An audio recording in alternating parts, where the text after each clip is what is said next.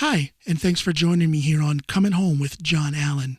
This is my third installment in the Masculinity Series. This is an important series. I've started a playlist on YouTube. If you're watching this on YouTube, look at the top of your screen right now, and there'll be a little box or something, a link where you can click into that playlist and check out all of my installments in the Masculinity Series. I really appreciate you joining me. We talk about important things, not just masculinity. My podcast covers a lot of things in general, but this series on masculinity is very near and dear to me. Stick around. Let's see if we can learn something together. Enjoy this.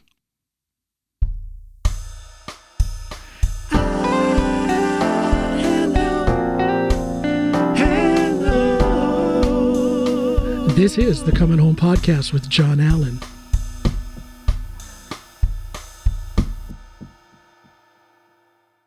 This conversation is taken from episode 177 with my guest, Phillip Tyler.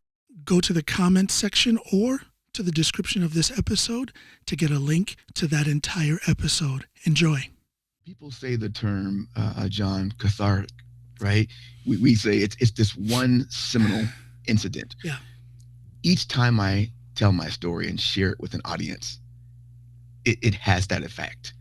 It has that impact. And just like John, each time I tell it, someone will come up to me thereafter and thank me. Yeah. And they'll share a loss that they had. Yeah. And just the other day, I was talking to an assistant fire chief, powerful, masculine, hero. Yeah. Who shared that he had a loss by suicide in his family, and he had never told anyone about it until he heard my story. And man, John, we just broke down. We hugged it out. We cried, and that is the power. And I'm going to use your words, and I want your listeners to hear this. Because we can't do it that next day, right? No. But we condition and position ourselves. And this is what you're doing through your podcast. This is what I'm trying to do through speaking engagements. We've conditioned ourselves to be able to go and share this story. We positioned ourselves in a place where others can hear our story and hoping to connect. And it's all about, again, creating that circle of giving and taking, giving and taking. Given my story, and in return, I'm taking in other people's stories and applying those lessons wherever it fits. But let me ask you something here, because I think this is something beautiful to talk about. This idea of masculinity being this thing where you should close yourself off, be strong, don't show emotion, don't cry. Yeah. I won't say that that's what I was taught by any male figures in my life, but I certainly was not taught to be emotional and to share my feelings. What kind of damage do you think that lack of emotion, that lack of sharing feelings does to a person? Maybe you can apply it to yourself, but what can you say in general about masculinity? Yeah. First, I would say this first, and this is going off again and listening to your podcast originally. Thank you. I would say, first of all, John, I don't believe in toxic masculinity, that term. Right, I believe there's negative behaviors that we have been conditioned, but what I say, John, is it's misconstrued masculinity. Misconstrued. Because no one sought out to teach John and Phil to suppress their feelings. No one sought out to teach John and Phil that pick yourself up and don't cry in public and these kind of things. It was how we were conditioned. Yeah. Me by my father, who was a service member, me being in the service myself in the United States Air Force, me being working with the sheriff's office, you working with Chicago PD. It was conditioned. No one said you have to do this. Yeah. So I say that what it does to us is it creates this misconstrued belief set that in order to be a man, to be masculine, and you see how I'm articulating my voice here, caricature, is to somehow not show any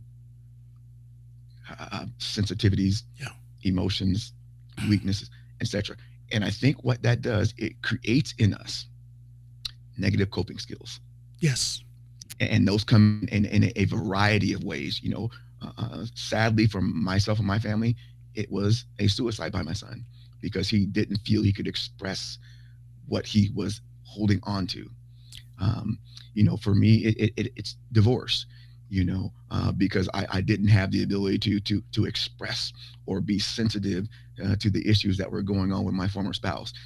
So it does all of these things that create these negative coping skills. But again, I don't want to frame it in language of today.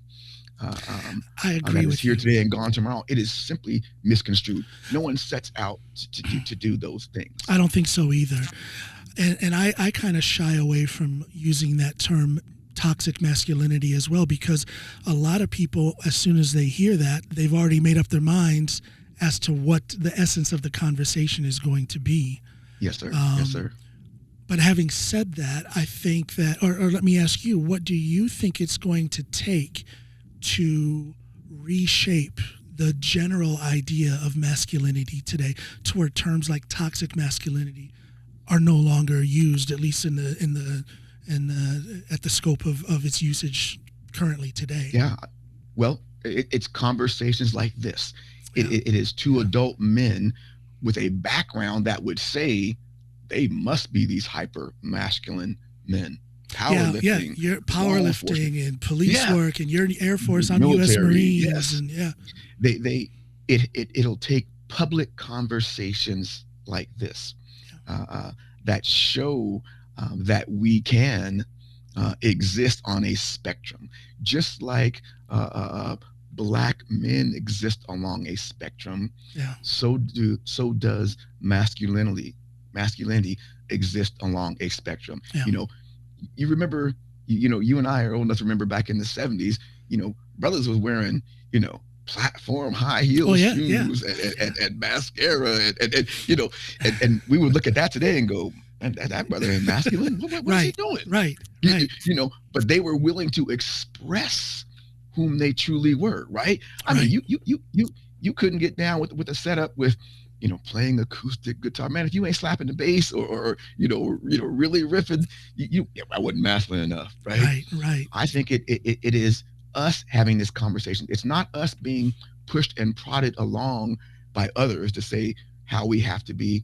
It is us having these vulnerable conversations with one another Yeah, in public spaces. And then, as we know, everything is learned from the kitchen table to the living room. If we're not having those conversations, from the boardroom to the lunchroom, if we're not having those conversations and expressing and sharing that, nothing will change. But it won't be forced upon us because our own intrinsic yes, masculinity said, yeah. "Well, I ain't gonna do something someone You telling me can't to tell me, do." Right? Yeah, yeah, But it takes this. It takes engagement like this, John. And I think when we do this, people are listening. I tell people this all the time. You are a mentor, no matter if you're engaged in a mentor-mentee relationship, because other men, other brothers are looking at folks like John. Damn, this brother's successful. He's a musician, he's a comedian, he's a podcaster, he's a power lifter, but he can share a story that's sensitive. Okay, well, and and ain't nobody beating him up about it. and Okay, I and guess to I can do the me, same thing. that's just life. That's just me being who I am. But as recently as yesterday, I was talking with someone else in the entertainment business, and they, it was kind of like. And there you have it. Thank you for joining me for this episode of Coming Home with John Allen. Remember to look in the description of this episode where you'll see some links where you can click in and support the work that I do. I truly appreciate it. We'll see you the next time. Take care.